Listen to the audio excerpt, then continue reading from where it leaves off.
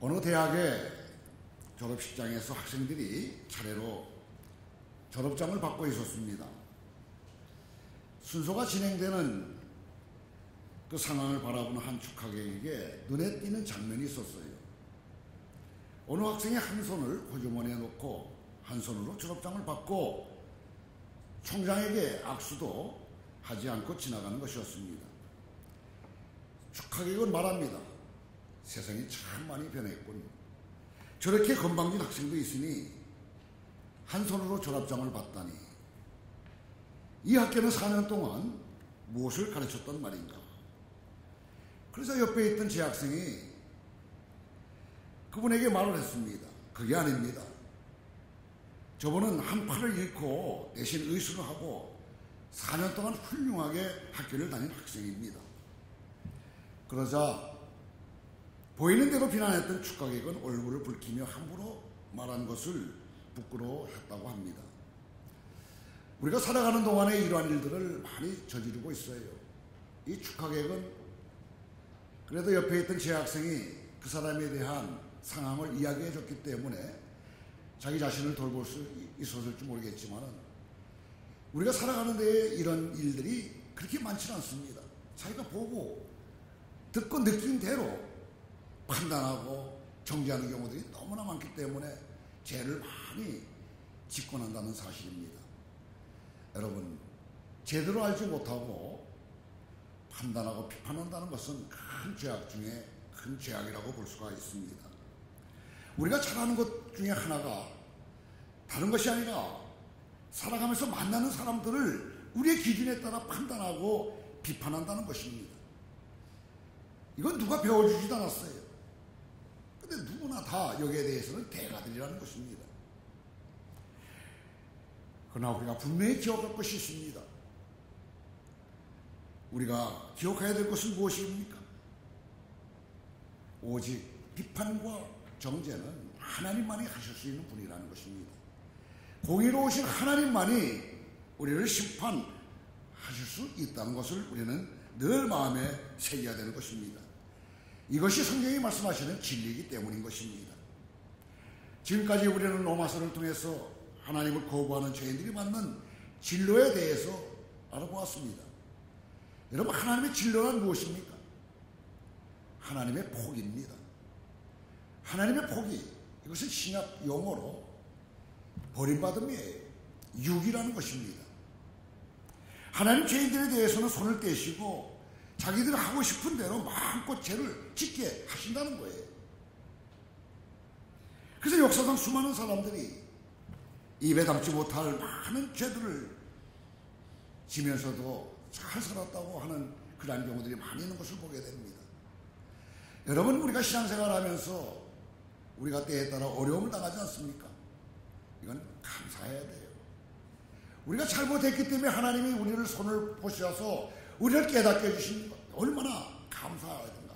이걸 언제나 늘 마음에 새기면서 하나님께 더 가까이 나가야 되는 것입니다. 왜 그러는지 아세요?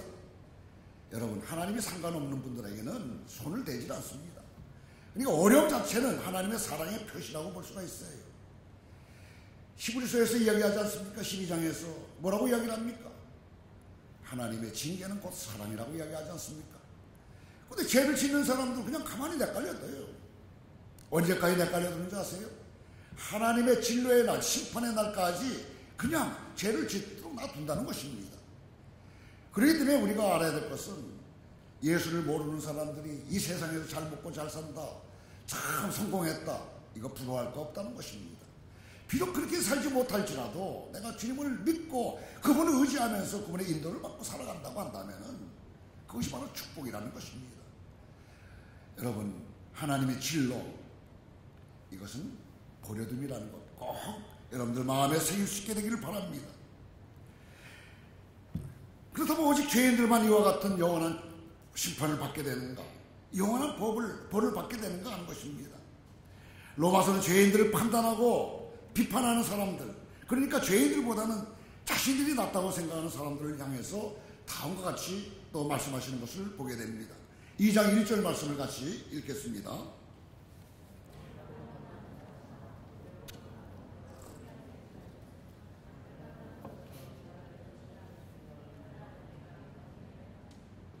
다른 사람, 심지어 그 다른 사람이 누가 봐도 죄인이라고 할지라도 그 사람을 판단하고 정죄하는 사람도 하나님의 심판의 대상임을 오늘 본문은 분명하게 우리들에게 말씀하고 있습니다. 이 판단이라는 헬라어 단어는 크리노라는 단어입니다. 이것은 간단한 판단이 아닙니다. 이건 정죄 혹은 심판을 의미하기도 하는 것입니다. 일반적으로 죄인을 판단하고 비판하는 사람은 훌륭하고 의로운 사람이라고 착각들을 합니다. 그러나 정말 그럴까 하는 것이죠. 여러분, 정말 검사나 판사가 법정 아래에 서 있는 피고인들보다도 더 의롭고 훌륭한 사람이라고 장담할 수가 있겠습니까? 물론 겉으로 볼 때는 그렇게 보일지도 모르겠지만은요. 그러나 겉이 아니라 마음을 보시는 하나님, 우리 마음의 핵심을 보시는 하나님은요, 우리 중심을 보시는 하나님은 정말 판사나 검사를 피고인보다 더 의롭게 보시지 않을 수도 있다는 것입니다. 악명 높은 시카고에 보수였던 그 알카포네라는 사람이 있습니다. 이 사람은 아주 사악하고 아주 냉혹한 사람이에요. 근데 그가 이런 이야기를 했다는 것입니다. 자기는 다른 사람들을 즐겁게 해주기 위해서 많은 것들을 베풀었다는 거예요. 좋은 식관을 갖도록 도와줬다는 것입니다. 그런데 내가 받는 대접은 사냥꾼들의 추적을 피해서 간신히 목숨이나 부지하는 터무니없는 것이라고 그런 이야기를 했다는 것이지요. 근데 또 데일 카네기라는 사람이 있습니다. 그는 친구들을 얻고 사람을 움직이는 법에서 이렇게 이야기를 합니다. 사람들은 잘못을 인정하지 않으며 습관적으로 자기 잘못을 변명하려고 한다고 그렇게 이야기를 합니다. 만일 알카포네 같은 악한 사람조차도 자기 자신을 좋게 생각한다고 한다면 우리 사회에서 인정받는 좋은 사람들이야 얼마나 자신을 더 좋게 평가하고 스스로가 그렇게 생각하고 있겠는가 하는 것입니다. 로마서 2장 1절을 통해서 우리는 자신을 좋게 평가하고 남을 판단하고 비판하는 사람들이 갖는 잘못된 태도를 발견할 수가 있습니다. 그것은 나의 허물에 또 약점에 대해서는 무척 둔감하고 관대하지만은 남의 허물과 약점에 대해서는 무척 민감하고 인색하다는 것입니다. 살아가면서 절실히 느끼는 것이지만은 남의 눈에 뒤끝은 얼마나 잘 보이는지 몰라요. 내 눈에 있는 엄청난 들보는 잘 보이지 않는데도 남의 눈에 있는 잘 보이지 않는 뒤끝은 너무나 선명하게 보이는 것입니다. 그리고 남의 눈의 뒤끝을 들보처럼 부풀려서 그 사람을 판단하고 정죄하고 비판하게 되는 것입니다. 그런데 잘 생각해 보게 된다면 다른 사람의 눈의 그 뒤끝을 들보처럼 크게 보고 또한 그 사람을 판단하고 정죄하는 것은 사실 어떻게 보면 내 눈에 있는 들보를 감추려는 속셈이 그 안에 숨어 있다는 것을 알게 되는 것입니다. 예를 들어 볼게요. 배가 고파서 빵가게에서 도둑질한 사람이 있다고 여러분 한번 생각해 보세요. 빵가게 주인은 대놓고 도둑질을 한 적이 없기 때문에 그 사람이 도둑질한 사실을 크게 부풀려가지고 그 사람을 나쁘다고 요란스럽게 판단하고 정죄합니다. 근데 빵가게 주인은 얼마 전 세금 신고를 허위로 해서 막대한 돈을 챙겼어요. 이것은 보이지 않지만 사실 배가 고파서 빵을 훔친 사람보다 훨씬 더 큰 도둑질이라고 할 수 있지 않습니까? 그때도 죄가 눈으로 보이지 않기 때문에 더 큰 도둑질한 빵집 가게 주인은 오히려 작은 도둑질한 빵 훔친 사람을 요란스럽게 판단하고 정죄를 하는 것입니다. 그리고 그렇게 빵을 훔친 사람을 크게 정죄함으로써 빵가게 주인은 자신을 마치 도둑질 같은 것을 하지 않는 사람으로 위장시키는데 성공을 하게 된다는 것입니다. 이러한 상황에 대해서 로마서 2장 2절과 3절에서 말씀을 합니다. 2절 3절을 같이 읽습니다. 진리대로 되는 줄 우리가 아노라. 이런 일을 행하는 자를 판단하고도 같은 일을 행하는 사람아, 네가 하나님의 심판을 피할 줄로 생각하느냐. 의로우신 재판장이신 하나님은 눈에 보이는 죄뿐만 아니라 보이지 않는 죄까지도 다 알고 계십니다. 그렇기 때문에 단순히 눈에 보이는 죄를 짓지 않았다고 다른 사람을 판단하고 비판하는 그런 사람은 자신의 보이지 않는 죄 플러스 또 다른 사람을 판단하고 비판한 죄를 도하여서 가진 처벌을 받게 된다는 것입니다. 예수님께서는 마태복음 5장 21절 이하에서 이렇게 말씀하셨습니다. 천천히 같이 읽도록 하겠습니다. 누구든지 살인하면 심판을 받게 되리라 하였다는 것을 너희가 들었으나 나는 너에게 이르노니 형제에게 노하는 자마다 심판을 받게 되고 형제를 대하여 나가라 하는 자는 공회에 잡혀가게 되고 미련한 놈이라 하는 자는 지옥불에 들어가게 되리라. 또 네가 사람들 보는 데서 비록 간음하지 않았다고 주장하면서 마치 계명을 다 지킨 것으로 생각하지만 마음속으로 여자를 보고 음욕을 품었다면 그것은 이미 간음과 마찬가지다. 여러분, 욕하는 것도 다 죄라는 거예요. 하나님의 판단 기준은 우리의 기준과 다릅니다. 우리는 눈에 보이는 결과를 가지고 판단하면서 정죄를 합니다. 그러나 하나님은 눈에 보이지 않는 것까지도 모두 포함해서 완벽하게 판단하여서 정죄하십니다.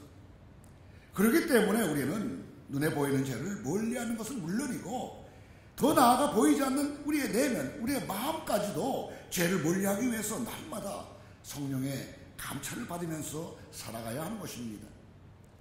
만일 그렇지 않고 단순히 눈에 보이는 죄를 짓지 않는 것에 만족하면서 마음속에 있는 온갖 더러운 죄악들을 그대로 둔다면 우리는 절대로 하나님의 심판을 피할 수가 없을 것입니다.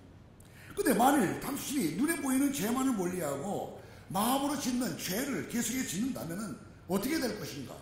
이것을 또 말씀을 통해서 우리에게 답을 주십니다. 4절, 5절 말씀을 같이 읽도록 하겠습니다. 혹 내가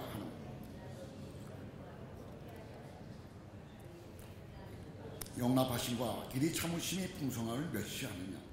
다만 내 고집과 회개하지 아니한 마음을 따라 진노의 날 곧 하나님의 의로우신 심판이 나타나는 그날에 임한 진노를 내게 쏟는도다.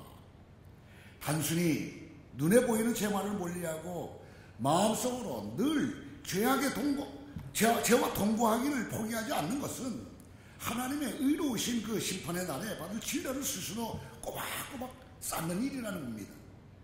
만일 마음속으로 지은 죄로 인해서 하나님께 어떤 징계도 받지 않았기 때문에 그것은 하나님의 심판의 대상이 아니라고 주장한다면 그것은 정말로 큰 오해입니다. 하나님께서요, 우리의 마음속의 죄에 대해서 침묵하고 계신 것은 그것은 다른 의미가 아닙니다. 우리로 하여금 죄를 회개하라고 하는 기간을 허락해 주시는 거예요. 그리고 하나님께서 이와 같이 계속해서 기회를 주고 계신데도 계속해서 마음속의 죄는 회개하지 아니하고 오히려 다른 사람들의 죄를 판단하고 정죄하기를 멈추지 않는다고 한다면은 그것은 하나님의 자비하심을 멸시하는 죄까지 짓게 된다는 것입니다. 누가복음 18장 9절에서 13절에서 이런 이야기를 하는 것을 봅니다. 또 자기를 의롭다고 믿고 다른 사람을 멸시하는 자들에게 이 비유로 말씀하시되 두 사람이 기도하러 성전에 올라가니 하나는 바리새인이요 하나는 세리라. 바리새인은 서서 띠로 따로 기도하여 이르되 하나님이여 나는 다른 사람들 곧 토색, 불의, 간음을 하는 자들과 같지 아니하고 이 세리와도 같지 아니함을 감사하나이다. 나는 일에 2번씩 금식하고 또 소득의 11조를 드리나이다 하고 세리는 멀리 서서 감히 눈을 들어 하늘을 쳐다보지도 못하고 다만 가슴을 치며 이르되 하나님이여 불쌍히 여기소서 나는 죄인으로소이다 하였느니라. 여러분, 교회밖에 아니라 교회 안에 있는 사람들이 사실은 더 위기 속에 있다고 볼 수가 있습니다. 예수를 믿는다고 자청하기 때문에 오히려 위선자 될 확률이 너무나 많이 있는 것입니다. 자기는 구원받은 나는 의인이라고 자기를 속이고 남을 속이는 사기꾼이 될 확률이 많은 것입니다. 또한 우리는 하나님을 독점하고 신앙을 독점할 확률이 많은 것입니다.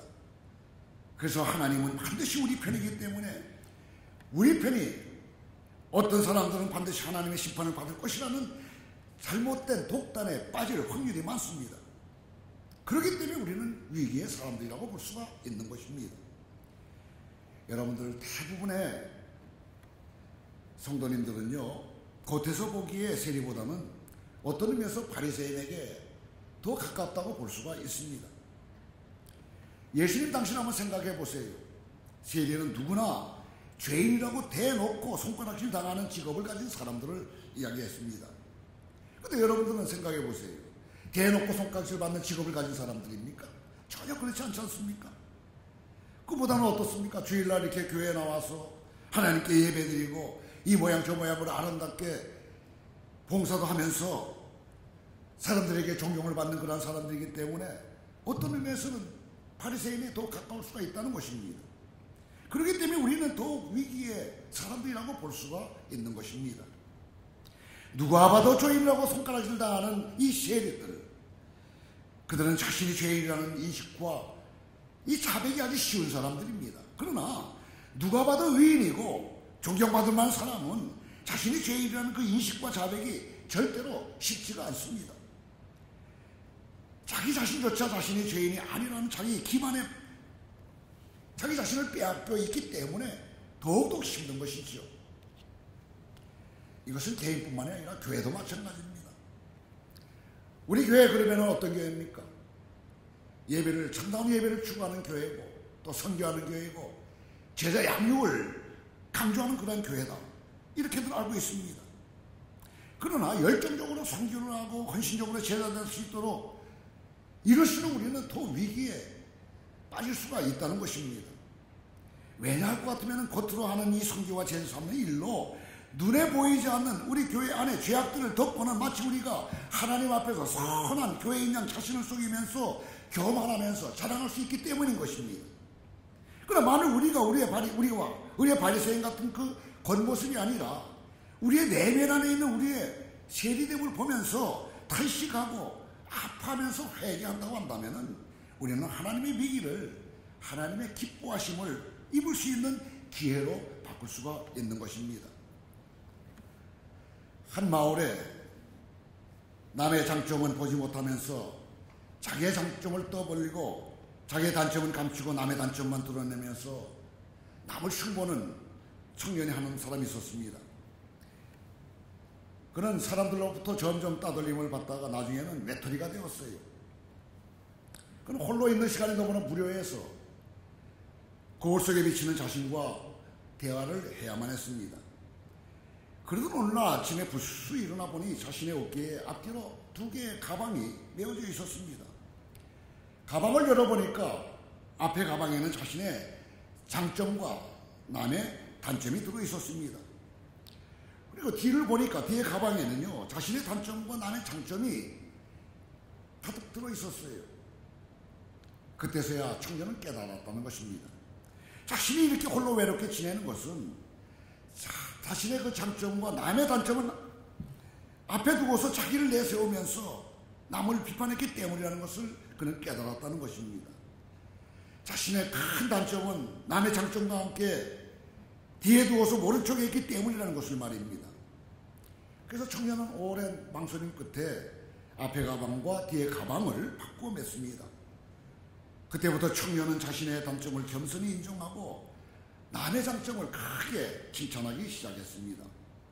또한 자신의 장점은 겸손히 숨기고 남의 단점은 조용히 뒤에 던져두었습니다.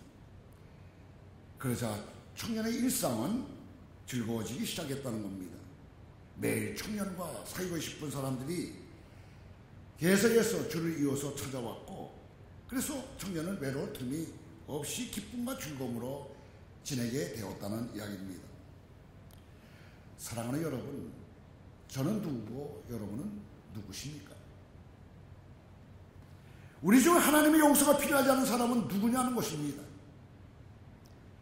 우리 중 누가 하나님 앞에 떳떳이 설 수가 있겠습니까? 우리는 모두 하나님 앞에서 한낱 죄인일 따름입니다. 그 누구도 떳떳하게 얼굴을 들고 하나님을 바라볼 수 없는 죄인일 따름이라는 것입니다. 그런 우리가 누구를 판단하고 정죄하고 비판할 수 있겠느냐 하는 것입니다. 여러분, 자신을 판단하십니까? 아니면 다른 사람을 판단하십니까? 다른 사람을 비난함으로써 자신의 실패를 가리고 싶은 유혹이 얼마나 큽니까? 다시 한번 말씀드리지만은 우리를 판단하고 심판하실 분은 오직 의로우신 재판장이신 하나님 뿐이시라는 사실입니다. 그러므로 우리는 남을 판단하고 비판함으로써 우리의 죄를 더 가중시키는 일을 하지 말아야 할 것입니다.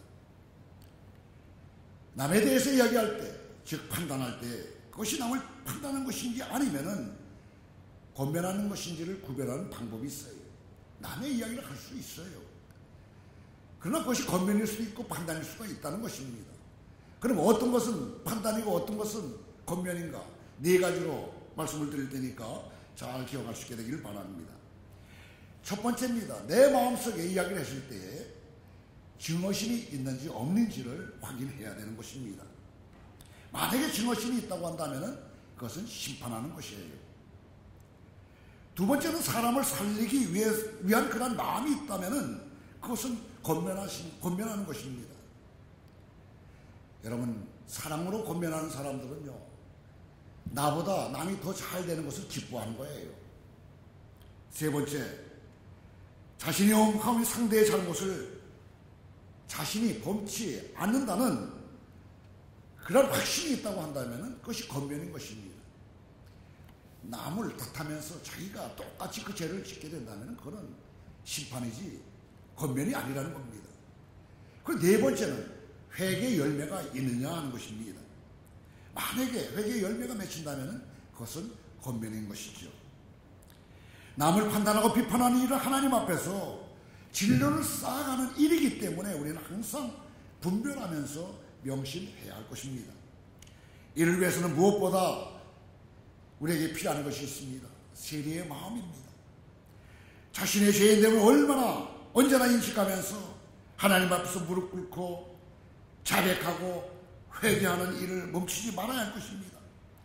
그렇게 우리의 죄인됨을 알고 인정할 때 우리는 예수 그리스도의 십자가 사랑으로 하나님 앞에서 비로소 의롭다 인정함을 받을 수 있을 것입니다.